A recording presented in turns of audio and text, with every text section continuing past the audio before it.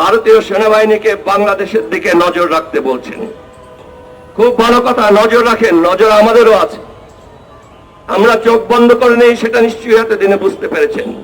বাংলাদেশ সেনাবাহিনীকে বলবো, Wolf plant একটা শব্দ ছিল বাংলাদেশ সেনাবাহিনীতে। গত 16 বছরে আপনারা সেটা ভুলে গেছেন, কিন্তু সেই উলফ বা নেকড়ে এখন নিজেই ঘোমটা খুলছে। আপনাদের আবার উলফ প্ল্যান্ট কনসেপ্টে ফিরে যাওয়া উচিত। বিএসএফ কে বলতে চাই, আপনারা যদি বাংলাদেশি নাগরিক মারার এই প্রক্রিয়া অব্যাহত রাখেন, তাহলে মনে রাখবেন আমাদের আজকের বিজিবি কিন্তু পুরানো বিডিআর এর খোলসের মধ্যেই একটা জিনিস। এটা যে কোনো সময় আবার সেই 99, 2000, 2001 সালের সিলেট পদুয়া সীমান্ত বা রংপুরের রৌমারী সীমান্তে রূপ নিতে পারে।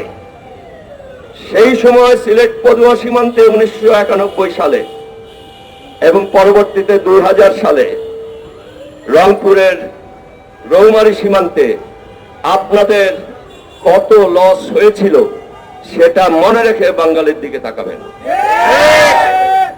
আপনারা সেই ইতিহাস যদি ভুলে যান তাহলে বড় ভুল হতে পারে আবার। যেমন আপনারা একদম বক ডালে উঠেছিলেন হাসিনাকে নিয়ে, নিচে যে মই সরে গেছে সেটা খেয়াল ছিল না। কাজে আপনাদের শক্তির উপরে এত আস্থা ভালো না, শক্তি আশেপাশে আরো অনেকের আছে, এবং সেই শক্তি যখন বাঙালি অ্যাপ্লাই করে তখন সেটা হয় অপ্রতিরোধ্য।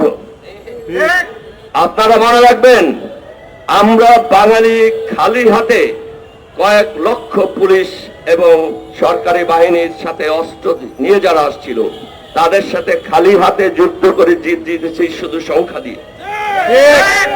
এইরকম সংখ্যার ছাত্র জনতা ভারত আসলে আরো দ্রুততর সময়ের মধ্যে একত্রিত হবে, এবং তারা যদি দৌড় শুরু করে, এবার থেমেছিল গণভবনে, সামনের বার কোথায় গিয়ে থামবে সেটা এখনো আমরা নির্ধারণ করিনি। দিল্লি পর্যন্ত যাওয়ার আমাদের ইচ্ছে নেই, তবে আমাদের আশেপাশে আপনারা যারা আছেন তারা সতর্ক থাকবেন, বাঙালির দিকে চোখ তুলে তাকানো লাগে। ধন্যবাদ সবাইকে। আজকের প্রোগ্রাম